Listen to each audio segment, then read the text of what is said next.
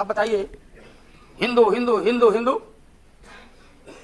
हिंदुत्व हिंदुत्व हिंदुत्व कौन विरोध करता? ये हम लोग के पुरोहित, ये अडवाणी जी कैसे हो सकते हैं?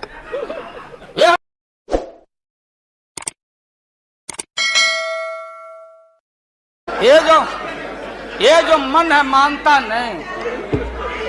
आपने कहा था यहीं, अरे बन रीता वर्मा, अभी भी आपका स्वाभिमान जगना चाहिए। अरे तुमको डिप्टी स्पीकर भी लोग नहीं बना सके। बैठ जाओ, इसलिए मैं कहना चाहता हूँ। लालू प्रसाद जी, हाथ पसारे जाएंगे ऊपर। बैठे बैठे। माननीय दिन दशा आपके 13 महीने के शासन में मुझे अफसोस है, 13 महीने के शासन में हम लोग के पुराने गुरु जौहर साहब के कपड़ा में, लता में, अरे रुको ना भैया, सुनो करो ना, कोई परिवर्तन नहीं हुआ। आप देखेंगे कि हम लोग टाइट कपड़ा पहन के आते हैं। जौहर साहब का पोशाक देख लीजिए, और बिहार में जाते हैं तो फिर वहां पोशाक आप देख लीजिए, अरे फटा, यही स्थिति उनकी रह गई। अब उनका क्या दोष हो सकता है? तो आखिर इनका और उनका जो मिलन हुआ, जौहर साहब का और रूमर फ्लोटिंग सेंटर का जो मिलन हुआ, तो ये बड़े सोच समझ के हुआ। तो जौहर साहब के मामले में जो भ्रष्टाचार पर सोच है, जो बताते रहे हैं, हम लोग को जेल भेजवाते रहे हैं। राबड़ी देवी महिला मुख्यमंत्री, जिसका मुकदमा में नाम नहीं हो, अपमान कराते रहे हैं। राबड़ी देवी मिलती है माननीय प्रधानमंत्री जी से मेरे साथ में, प्रधानमंत्री जी ने माना कि बहुत गलत काम हुआ।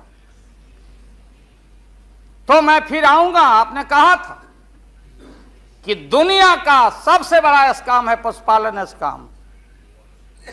आएगा दूध का दूध, पानी का पानी, जैसे सारे बैठे हुए लोग। अब बचा कौन है इस मुल्क में? कौन बेदाग बैठा है? और मैं इन चीजों को आज कोई छेड़छाड़, कोई बात नॉर्म्स के खिलाफ मैं जाना नहीं चाहता हूं। बातें दबाई नहीं जा सकती है, चाहे जितनी बातों को हम जहां भी थापर साहब के टीवी में या जहां भी हम कोई बातों को कह डालें, बात दबती नहीं है, अभिलेख मिटता नहीं है। अब माननीय प्रधानमंत्री जी,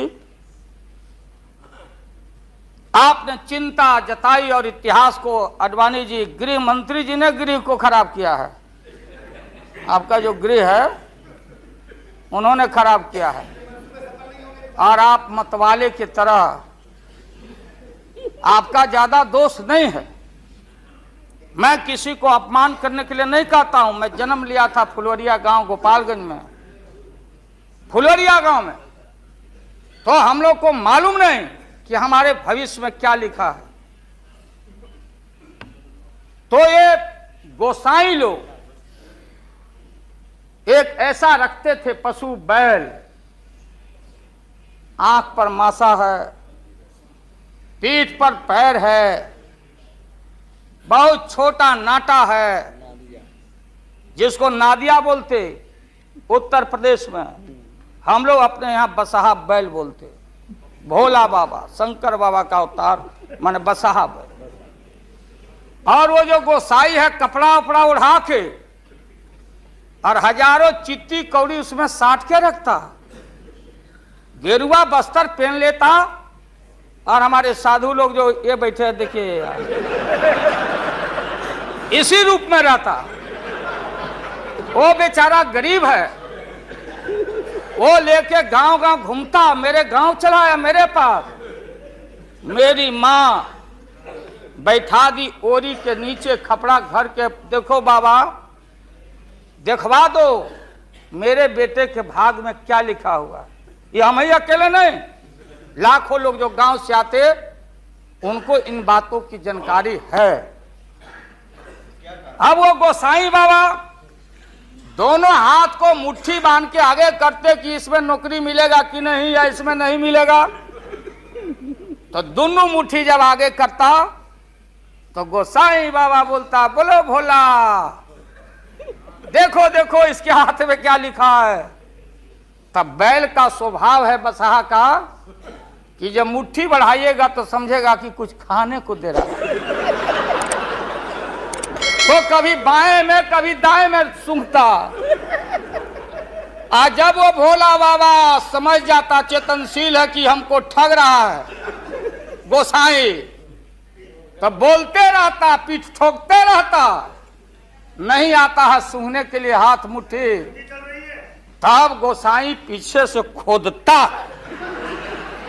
तब वो ध्यान दे घंटी करके, महोदय मैं अपमान का नहीं, आप कभी कभी बढ़ते थे कोई काम करने के लिए, लेकिन फिर रिवर्स गियर में चले आते।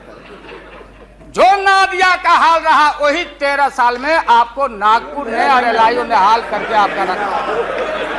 ये है रखा 13 महीना। आपको एक मौका था, आप कांग्रेस की बात करते, सीपीआई सीपीएम की बात करते। जौहर साहब वहां बैठे हैं। सन 77 में छपरा से मैं मेंबर पार्लियामेंट बन के आया था लोकसभा का। हम सब लोग एक साथ थे, सभी लोग आंदोलन में थे। आप लोग भी जेल, हम लोग भी जेल, कांग्रेस के खिलाफ हम लोग लड़े थे। उस समय जसवंत बाबू जेल में नहीं थे, जो फाइनेंस मिनिस्टर हैं। थे क्या आप जेल में? हाँ, कभी जेल नहीं, आंदोलन में जेल। तो आप तो बिना हरे फिटकिरी का कोई ना कोई पद ले ही लेते हैं, चाहे इधर हो या उधर हो, दोनों पार्टी। अब उसमें आप अकेले नहीं हैं। दिल्ली में ऐसे बुद्धिजीवी लोग हैं, बुद्धिजीवी, बुद्धि नहीं है लेकिन बुद्धि से जी रहे थे। तो खैर छोड़िए इन बातों को, ज्यादा आपको टॉर्चर करने की जरूरत। तो महोदय मैं बताना चाहता था, ये जौहर साहब हैं, अब बैठिए। सन 77 में महोदय हम लोगों को दिल्ली समझ में आया नहीं। दिल्ली में हम लोग जब आए, राज नारायण जी, जौहर साहब, चौधरी चरण सिंह जी, हम लोग उसी परिवार के लोग हैं महोदय, चाहे मुलायम सिंह जी हो और कोई हो या नीतीश जी उधर जो चले गए हैं। हमारे मुंह में सीधे 32 दांत है, उनके पेट में नीतीश के दांत है जो वहां चले गए। पेट में दांत, पेट वाला दांत बड़ा खतरनाक होता है। तो महोदय मैं सन 77 को याद दिलाना चाहता हूं, हम तो आपसे लड़ाई शुरू से लड़ रहे हैं, ये नई बात नहीं, किसी कारण से नहीं। जनता पार्टी का खंड खंड हुआ, कोई यहां गिरा, कोई वहां गिरा, कोई वहां गिरा। बंगलोर में हम लोग जुटे, नाम का सारा झगड़ा, ये सब बात।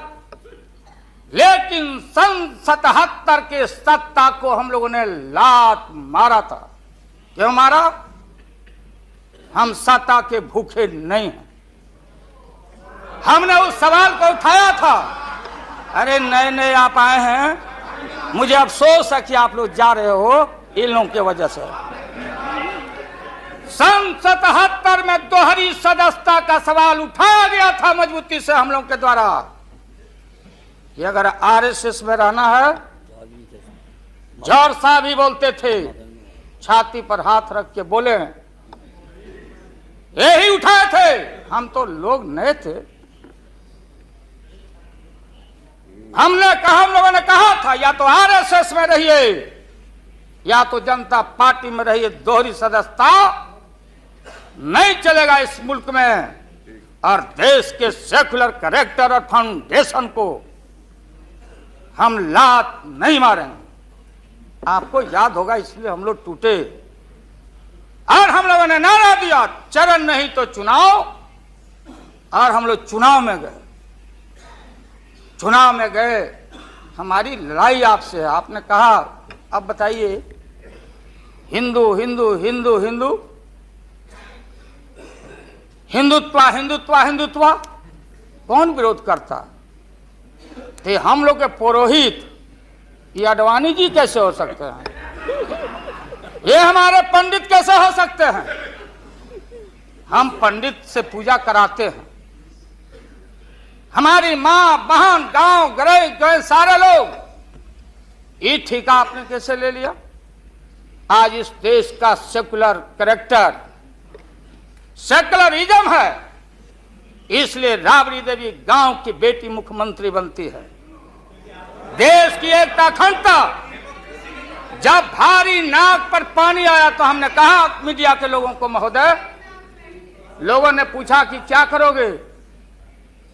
हमने एक कैलेंडर कर दिया, क्योंकि लोग रोज बोलते थे दिल्ली में, नहीं जयललिता जी से पैचअप हो गया, लालू मुलायम में लड़ाई हो गई विगत दिनों में, कोई कुछ। अब हम जो है सो कि पहले बोल देते थे, इस बार हम लोगों ने साइंटिफिक तरीका से काम किया है, समझ लीजिए। क्योंकि साइंस और टेक्नोलॉजी का युग है।